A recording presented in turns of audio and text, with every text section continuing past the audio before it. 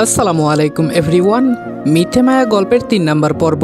তো চলো বেশি কথা না বলে গল্প শুরু করা যাক। মেঘলা হাঁটতে পারছে না দেখে নাবিল বলল, যদি কিছু মনে না করেন পাটা একটু দেখতে পারি। মেঘলা বাধা না দেওয়ায় নাবিল হাঁটু গেড়ে বসে মেঘলার পা নিজের হাঁটুর উপর নিয়ে জোরে একটা মোচড় দিল। মেঘলা ব্যথায় চিৎকার করে উঠল। সাথে সাথেই আকাশ সেখানে দৌড়ে আসলো। এসেই যেন থমকে গেল। এই দৃশ্যের জন্য সে প্রস্তুত ছিল না, কিন্তু আকাশ বেশ শান্ত হয়ে এসে বলল, নাবিল, কে রে মেয়েটা? মেঘলা অবাক হয়ে আকাশের দিকে তাকালো। আকাশ এমন ভাব করলো যেন সে চেনেই না মেঘলাকে। নাবিল বলল, কি জানি, চিনি না তো, পা মুচকে গিয়েছিল, তাই একটু ঠিক করে দিলাম। আকাশ বলল, ভালো করেছিস, ব্যথা যখন পেয়েছে বাসায় দিয়ে আয়। নাবিল বলল, ঠিক বলেছিস, চলুন ম্যাডাম, আপনাকে পৌঁছে দিয়ে আসি। মেঘলা বলল, না, আমি একাই যেতে পারবো, এখন আর ব্যথা করছে না। আকাশ বলল, তা বললে হয় নাকি? সাহায্য যখন চেয়েছেন সব ধরনের সাহায্যই করতে দিন। যান, ভয়ের কিছুই নেই। নাবিল ছেলেটা ভালো। কি রে নাবিল, বাইক স্টার্ট দে। নাবিল বাইকে চড়তেই আকাশ মেঘলার হাত ধরে বাইকে তুলে দিল। মেঘলার মতামত জানার প্রয়োজন মনে করল না। আকাশ বলল, নাবিল, বাসায় পৌঁছে দিস। নাবিল বলল, আচ্ছা দোস্ত, যাই তাহলে, সন্ধ্যায় দেখা হবে। এই বলে নাবিল মেঘলাকে নিয়ে চলে গেল। বিকাল 5টায় আকাশ বাসায় আসলো। সে গুনগুন করতে করতে উপরে যেতে চাইল, কিন্তু পেছন থেকে তার বাবা বলল, তুমি যে এত বড় অমানুষ হয়েছ আমি ভাবতেও পারছি না। আকাশ অবাক হয়ে বলল, কেন, কি করেছি আমি? আকাশের বাবা বলল, কলেজ কয়টায় ছুটি হয়? আকাশ বলল, এখন কি তুমি আমায় এটা বলবা যে স্কুলের বাচ্চার মতো কলেজ ছুটির সাথে সাথে বাসায় আসতে হবে? আমি তো সব সময় সন্ধ্যাবেলা বাসায় আসি। আকাশের বাবা বলল, তুমি কখন আসো সেটা আমার না জানলেও চলবে, কিন্তু মেঘলা একটা মেয়ে, ও এখনো বাসায় আসলো না কেন? আকাশ বলল, হোয়াট? মেঘলা এখনো বাসায় আসেনি এর মানে কি? ওকে তো আমি 3টার আগেই বাসায় পাঠিয়ে দিয়েছিলাম। আকাশের বাবা বলল, বাসায় পাঠিয়েছ মানে? তুমি ওকে নিয়ে গিয়েছিলে, ওকে বাসায় নিয়ে আসার দায়িত্ব তোমার ছিল। ও শহরের কি চিনে যে একা একা বাসায় আসবে? পাঠিয়ে দিলে মানে কি? আকাশ কিছু বলতে যাবে তার আগেই রাবেয়া বেগম বললেন, গাইস, তোমরা কি জানো আমি ওয়ানেক্সে গেম খেলার মাধ্যমে প্রতিদিন টাকা আয় করি। এই আইপিএলে তোমাদের পছন্দের টিমের ওপর বাজি ধরে তোমরাও যদি আমার মতো টাকা আয় করতে চাও, তাহলে এখনই গুগলে ওয়ানেক্স সার্চ করে অফিসিয়াল ওয়েবসাইটে গিয়ে রেজিস্ট্রেশন করো। আর রেজিস্ট্রেশনের সময় যদি আমার দেওয়া special promo code RED18 use করো, তাহলে অসংখ্য বোনাস এবং ফ্রি স্পিন পেয়ে যাবা। আর ওয়ানেক্স কিন্তু একটা ইন্টারন্যাশনাল লাইসেন্সকৃত প্ল্যাটফর্ম এবং সবচেয়ে বিশ্বস্ত। এখানে তোমরা ক্রাশ ক্রিস্টালের মতো গেম খেলে সহজেই টাকা আয় করতে পারবে এবং বিকাশ নগদের মতো সকল মোবাইল ব্যাংকিং অ্যাপের মাধ্যমে সহজেই তোমরা তোমাদের জেতা টাকা তুলতে পারবে। আর 24 ঘন্টা 7 দিন কাস্টমার সাপোর্ট সুবিধা তো রয়েছেই। তাই আমি এটা ব্যবহার করে আমার রেগুলার হাত খরচের টাকা আয় করি। তোমরাও ট্রাই করে দেখতে পারো। আমার ছেলে কারো বডিগার্ড নয়, কাউকে কলেজে নিয়ে যাবে আবার নিয়ে আসবে। আপদ বিদায় হয়েছে, ভালো হয়েছে। আকাশের বাবা বলল, যার মা এমন অমানুষের মতো কথা বলতে পারে, তার ছেলের কাছ থেকে এর চেয়ে বেশি কী বা আশা করা যায়? সব কয়টা অপদার্থ। এই বলে আকাশের বাবা মেঘলাকে খুঁজতে বের হলো। আকাশের মা বলল, যা হয়েছে ঠিক হয়েছে, আর কত বোঝা বয়ে বেড়াবো, এখন বড় হয়েছে, নিজের রাস্তা নিজে খুঁজে নিক। তুই এটা নিয়ে মন খারাপ করিস না বাবা। আকাশের মাথায় যেন বাজ পড়ল। সে বলল, মা, আমি একটু বাহিরে যাচ্ছি। এই বলে বাহিরে গিয়ে নাবিলকে ফোন দিল। নাবিল বলল, হ্যাঁ আকাশ, বল।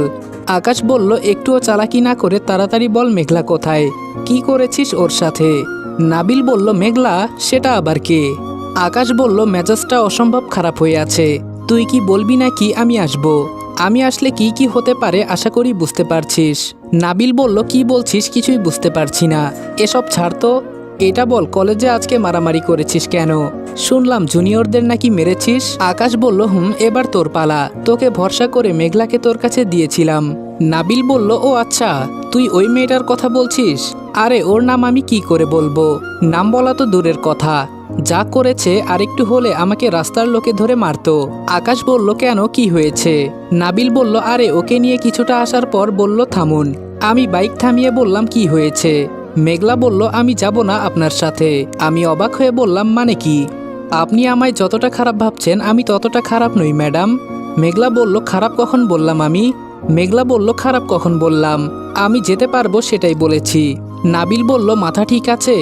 এটা হাইওয়ে, কোনো গাড়ি এখানে থামবে না, কিভাবে বাসায় যাবেন? মেঘলা বলল যেতে পারবো। নাবিল বলল ম্যাডামের মাথার তার ছেঁড়া তা কি আমি জানতাম? হাইওয়েতে এসে বলল আর যাবে না। আমি তখন কি করব বলতো? নামিয়ে দিলে যেতে পারবে না, আর জোর করলে রাস্তার লোকে আমায় ধরে মারবে। বাধ্য হয়ে নামিয়ে দিয়ে আসতে হয়েছে। এতক্ষণে হয়তো বাসায় চলে গেছে।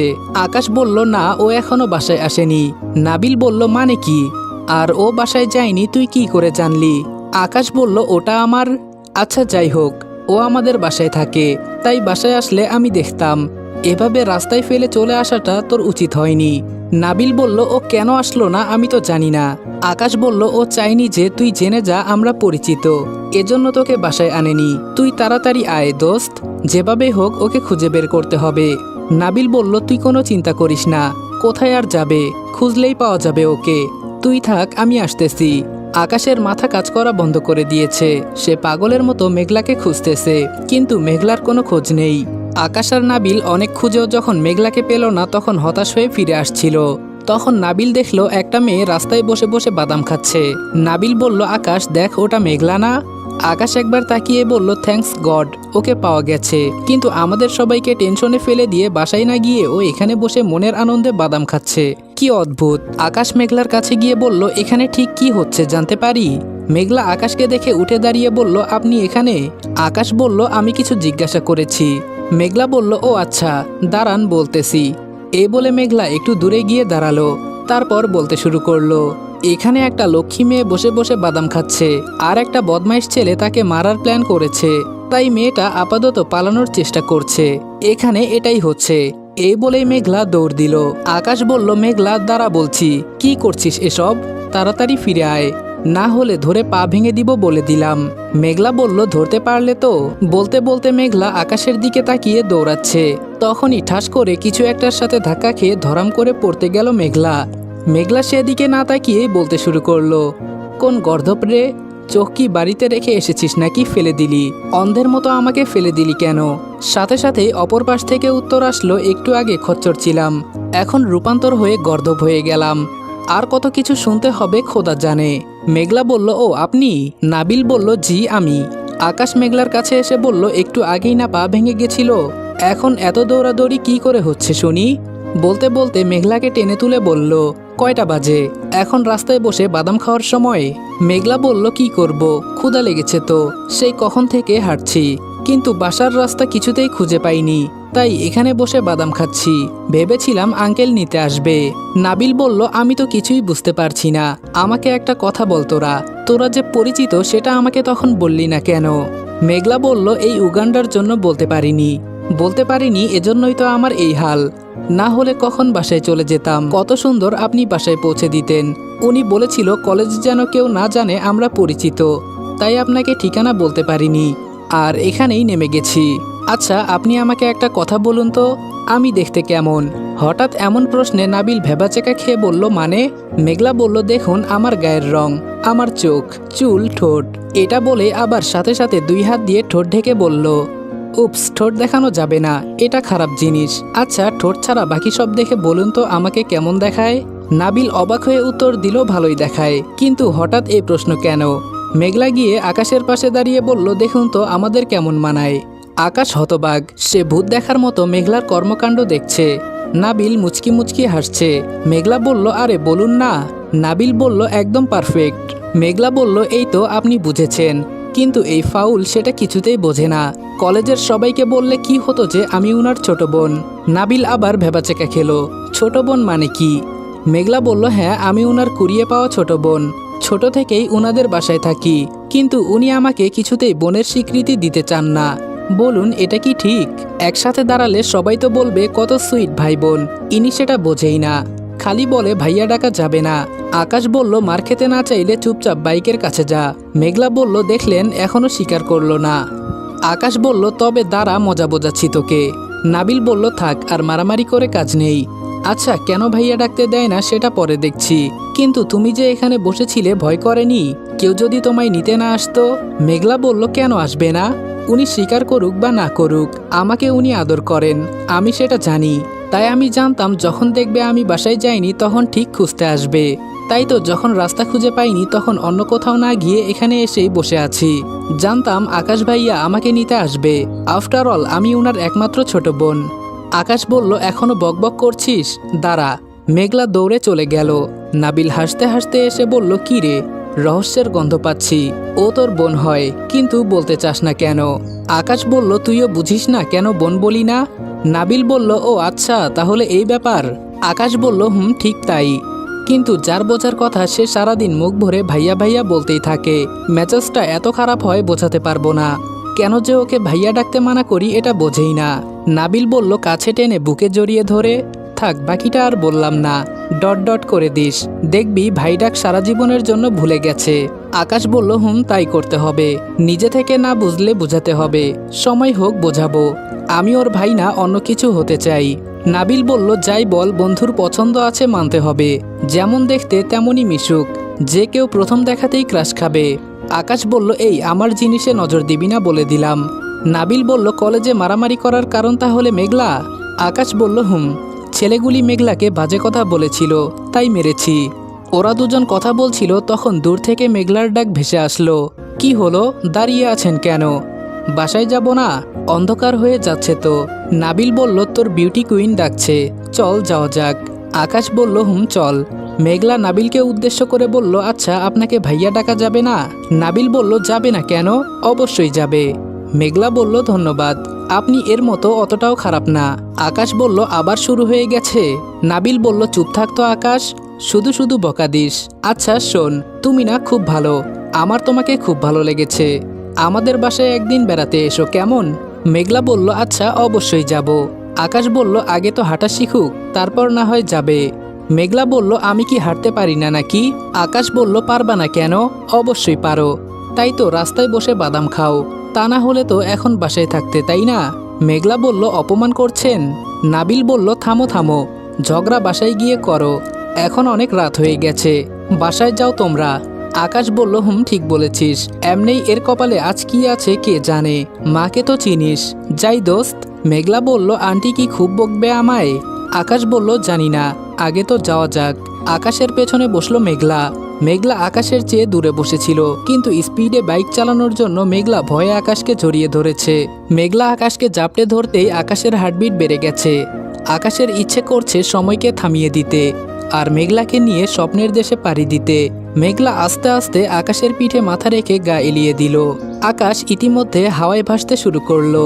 আকাশের খুব ভালো লাগছে, মেঘলার প্রতিটা নিঃশ্বাস সে অনুভব করছে। কিন্তু ভালো সময় বেশিক্ষণ থাকে না, দেখতে দেখতে রাস্তা শেষ হয়ে গেল।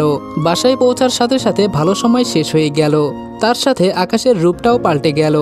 আকাশ মেঘলাকে টানতে টানতে ভেতরে নিয়ে গিয়ে ধাক্কা দিয়ে সোফায় ফেলে দিয়ে বলল, মা, এসব আপদ আমার ঘাড়ে একদম চাপাবে না, আমার সারাটা দিন নষ্ট করে দিয়েছে আজকে, আমি একে আর একদিনের জন্য কলেজে নিয়ে যেতে পারবো না, বাবাকে এটা বলে দিও। এই বলে আকাশ নিজের ঘরে যেতে যেতে বলল, মেঘলা, ঢং বাদ দিয়ে তাড়াতাড়ি আমার ঘরে খাবার দিয়ে যা। আকাশের মা বলল, যত সব, আমাদের জীবন চিবিয়ে খাওয়া ছাড়া তোর আর কোনো কাজ নেই তাই না? অনেক তো বড় হলি, এবার নিজের পথ নিজে দেখ, আমাদের মুক্তি দে। শোন, যদি আর একদিন দেরি করে কলেজ থেকে আসিস তোকে আর বাসায় উঠতে দিব না, এটা মনে রাখিস। আকাশের ভাবি বিপাশা বলল, এতক্ষণ কার সাথে ছিল কে জানে। আকাশের মা আর ভাবির কথা শেষ হওয়ার আগেই আকাশের চিৎকার শোনা গেল, মেঘলা, খাবার কি দিবি নাকি আমাকে নিচে নামতে হবে? মেঘলা মনে মনে বলল, এতক্ষণ তো ভালো ছিল, এখন কিভাবে বদলে গেল, মানুষ কিভাবে এত অভিনয় পারে কে জানে। আকাশের মা বলল, যা, আকাশের ক্ষুধা পেয়েছে, খাবার দিয়ে আয়। মেঘলা বলল, এতক্ষণ কত কষ্ট করে আসলাম, আসতে না আসতেই কাজ, কি কপাল আমার। ভাবতে ভাবতে খাবার নিয়ে আকাশের ঘরে চলে গেল মেঘলা। আকাশকে ঘরে দেখতে না পেয়ে মেঘলা ঘরে খাবার রেখে চলে গেল। মেঘলা নিচে যেতেই বিপাশা আবার বাজে কথা শুরু করে দিল। মেঘলা দাঁড়িয়ে দাঁড়িয়ে কথা শুনছে। আকাশ ফ্রেশ হয়ে রুমে এসে খাবার দেখে রেগে গেল। সে বাহিরে এসে মেঘলাকে ডাকতে লাগলো। মেঘলা বলল, কি হয়েছে ভাইয়া? আকাশ সাথে সাথে নিচে এসে একটা থাপ্পড় বসিয়ে দিল মেঘলার গালে। আকাশ বলল, কি খাবার দিয়েছিস, খাওয়ার যোগ্য এটা? চল তোকে খাওয়াবো এসব। আকাশের মা আর ভাবি দুইজনেই সেখানে ছিল, কিন্তু কেউই কোনো প্রতিবাদ করলো না, বরং তারা খুশি হলো। আকাশ মেঘলাকে টানতে টানতে উপরে নিয়ে গেল। বিপাশা বলল, একদম ঠিক হয়েছে, আকাশই পারবে এই মেয়েকে বিদায় করতে। মা, আপনি কোনো চিন্তা করবেন না, দেখবেন আকাশ রেগে গিয়ে ওকে মারতে মারতে বের করে দিবে, আর আকাশ মারলে বাবাও কিছু বলতে পারবে না। আমাদের দায়িত্ব শুধু আকাশকে উস্কে দেওয়া। আকাশের মা বলল, হুম, ঠিক বলেছ। আমরা কিছু করলেই তো তোমার বাবা সাত কাহিনী শুরু করে দিবে। আকাশ মেঘলাকে নিজের ঘরে নিয়ে গিয়ে দরজা লাগিয়ে দিয়ে বলল, খা এগুলো। মেঘলা বলল, আমি খাবো না। আকাশ বলল, খেতে তো হবেই তোকে, না খেলে ব্যালকনিতে নিয়ে গিয়ে ধাক্কা দিয়ে সোজা নিচে ফেলে দিব। মেঘলা ভয় পেয়ে কাঁদতে কাঁদতে খেতে শুরু করলো। খেতে খেতে বলল, খাবারটা তো ভালোই, তাহলে মারলেন কেন? আকাশ বলল, ইচ্ছে হয়েছে তাই। যখন ওখানে দাঁড়িয়ে দাঁড়িয়ে বকা শুনছিলি তখন কৈফিয়ত চাইতে পারিসনি? আমার সাথে তেজ দেখাচ্ছিস কেন? মেঘলা আর কিছু না বলে খাওয়া শেষ করলো। খাওয়া শেষ হলে আকাশ বলল, এবার যা, আর শোন, আমাকে না বলে কখনো এ ঘরে আসবি না। মেঘলা বলল, আসবো না, আমার বয়ে গেছে এখানে আসতে। আকাশ বলল, সেটা দেখা যাবে, কিন্তু তোর কান্না বন্ধ হলো কেন? মেঘলা বলল, মানে কি? আকাশ বলল, কাঁদতে বলেছি তোকে, এখন কান্না কর। মেঘলা বলল, মাথা খারাপ হয়ে গেছে নাকি আপনার? আকাশ বলল, নিজে থেকে কাঁদবি নাকি থাপ্পড় মারবো? এটা শুনে মেঘলা কিছুটা অবাক হলো। আকাশ এসে মেঘলাকে ঘাড় ধাক্কা দিয়ে ঘর থেকে বের করে দিয়ে দরজা লাগিয়ে দিল। মেঘলার মাথায় কিছুই ঢুকলো না, তবে সারাদিন না খেয়ে থাকায় তার খুব খিদে পেয়েছিল। আকাশের দেওয়া খাবার খেয়ে ক্ষুধা মিটে গেছে, তাই এখন তার বেশ ভালো লাগছে।